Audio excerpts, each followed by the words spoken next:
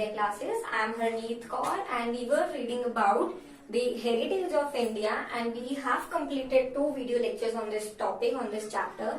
So this is the last part of your chapter and the last video lecture for this particular chapter. So the last topic is importance and preservation of the cultural or the natural heritage. हमने पिछली videos में देखा कि heritage क्या होता है और कितने तरह के हेरिटेज होते हैं, natural heritage, cultural heritage, natural heritage में और कितनी कितनी चीजें आती है हमने ये देखा, कल्चरल हेरिटेज में और कितनी कितनी चीजें आती है हमने ये देखा। हमने देखा कि इंडिया एंड द पीपल, कि इंडिया के लोग कहाँ कहाँ से आए हुए हैं और इंडिया में बसे हुए हैं। We saw nomadic people, we saw people residing on the Sapta Sindhu. सप्त सिंधु मतलब जहाँ पे 7 नदियों का संगम होता है उसको सप्त सिंधु रीजन बोलते हैं। ठीक है, वी सॉ मोहनजोदारो के people, we saw Lothal, Dholavira, Patan, Rani ki Vav, Jhulta Minar, etcetera etcetera etcetera. We saw lots many things, right? So now the last part of the chapter is importance and preservation of the natural, for the heritage. So heritage का importance क्या है? सबसे पहली चीज अगर हम book से हटके अगर पढ़े तो हेरिटेज का इम्पोर्टेंस क्या है? हेरिटेज को हमें धरोहर क्यों बचा के रखना चाहिए? सबसे मेन चीज क्योंकि वो हमें हमारी हिस्ट्री बताती है, वो हमें हमारा वजूद बताता है कि हम कौन है, हम कहाँ से आए हैं, हमारी रूट्स क्या है, हमारा ओरिजिन क्या है, वो हमें वो बताता है, भले वो नेचुरल हेरिटेज हो या फिर कल्चरल हेरिटेज हो। नेचुरल हेरिटेज ही हमें कैसे बताता है? क्योंकि नेचुरल हेरिटेज के थ्रू हमें पता चलता है हम माउंटेन में रहने वाले लोग थे, कि हम कहाँ रहने वाले थे और हमारी कंट्री कौन सी थी, एक्सेट्रा एक्सेट्रा। कल्चरल हेरिटेज से हमें कैसे पता चलता है कि हम कहाँ के लोग थे, कि हमारा रहन सहन कैसा है, हमारा खाना पीना, हमारी बोली कैसी है। जैसे आज भी अगर आप देखोगे जो लोग पार्टीशन के टाइम में पाकिस्तान छोड़ के इंडिया आए, उनकी बातें, उनके बात करने का तरीका अलग ही है, उनकी जबान अलग ही चलती है, राइट? मतलब चलती इन द सेंस बदतमीजी में नहीं, बट उनके रहन सहन, उनका पहनावा, उनका खाना पीना, उनकी मैनर्स, स्पेशली उनके घर का कल्चर अलग ही होता है। और उनके कलर कॉम्प्लेक्शन से भी आपको पता चलता है, एक्स्ट्रा लाल कलर के लोग है, that means they are the part and parcel of Pakistan area, कि वो उनके पूर्वज जो थे वो पाकिस्तान एरिया में से आए। ठीक है, अलग ही लाल होते तो वो कश्मीरी भी होते, तो Kashmiris are also somewhat migrated from the Pakistan only. तो पहला इंपॉर्टेंस हमने क्यों देखा कि क्यों हमें उसको बचाना चाहिए, हमारे हेरिटेज को, क्योंकि वो हमें हमारा ओरिजिन, हमें हमारा वजूद, हमें हमारे रूट से जुड़ा के रखता है, हमें कभी भूलने नहीं देता है। दूसरी चीज, मेन चीज, कि हमने जो चीजें देखी, हमारे पूर्वज ने जो चीजें देखी, हमारी ड्यूटी बनती है, हमारी जिम्मेदारी बनती है कि हम वो चीजें हमारी आने वाली जनरेशन को भी दिखाए। ठीक है, हमें हर एक चीज को वेल प्रिजर्व रखना है ताकि हमारी आने वाली जनरेशन भी एक एक चीज का मजा उठा सके।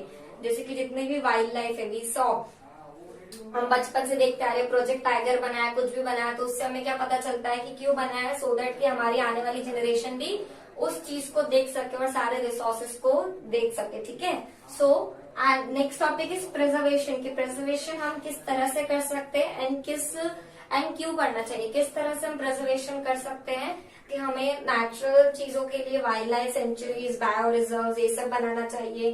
प्लांट्स के लिए अपना एक्ट है एंड लीगली ऐसे बहुत सारे एक्ट्स हैं इंडियन लॉ सिस्टम में, कि जो वाइल्ड लाइफ को भी एक्ट प्रोटेक्ट कर रहे हैं। अलग अलग स्टेट का अपना अलग अलग, एलिफेंट एक्ट है, काउज एक्ट है, फिर on a country on a whole there are wildlife protection act, bio reserve act, biodiversity act, etcetera etcetera. Plantation के लिए भी we have lots money act, कि आप कौन सी चीज कहाँ उगा सकते हो, कहाँ नहीं उगा सकते हो, आप किस चीज को उखाड़ सकते हो जमीन से, किस चीज को नहीं कर सकते हो।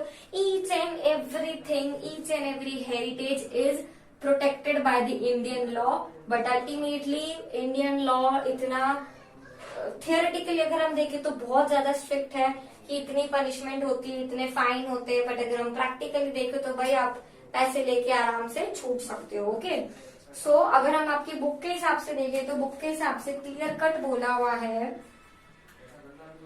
कि इट इज द प्राइमरी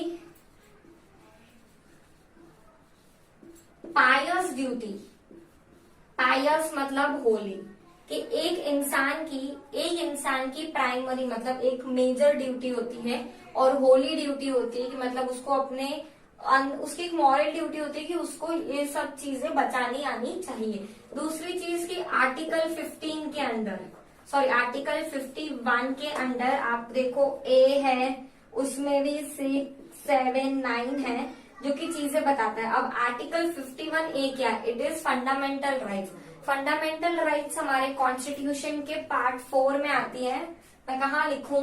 यहीं लिख देती हूँ, fundamental rights, sorry fundamental duties. I am really sorry for this.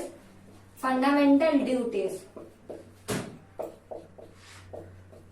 Fundamental duties जो है वो part 4 of the Indian constitution में है। और फंडामेंटल ड्यूटीज के आर्टिकल 51 ए में सब क्लॉज 6, 7, 9 हमें ये बोलता है कि हमें हमारे हेरिटेज को प्रिजर्व रखना है। मतलब आर्टिकल 51 जो है वो पूरा का पूरा हेरिटेज से रिलेटेड है। उसके अंदर भी ए 6, 7, 9 जो है वो सब हेरिटेज से रिलेटेड है कि एक एक हेरिटेज को वो okay. So under article 51 clause A 6, 7, 9 जो कि फंडामेंटल ड्यूटीज का पार्ट है।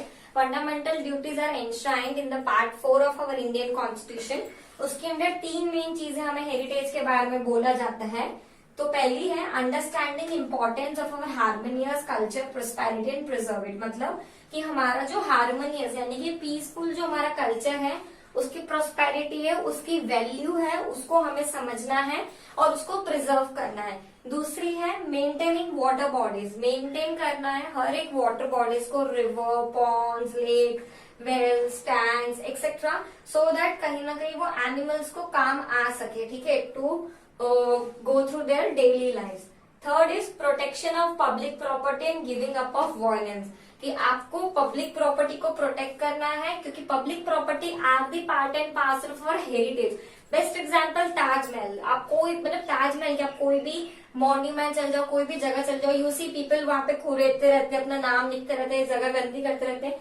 तो उससे क्या होता है, जो हमारा जो एक हेरिटेज है, जो कि कल्चरल हेरिटेज है, आर्कियोलॉजिकल हेरिटेज है, जो कि बहुत हिस्ट्री में इंपॉर्टेंस रखता है, वो कहीं ना कहीं डैमेज हो जाता है, राइट।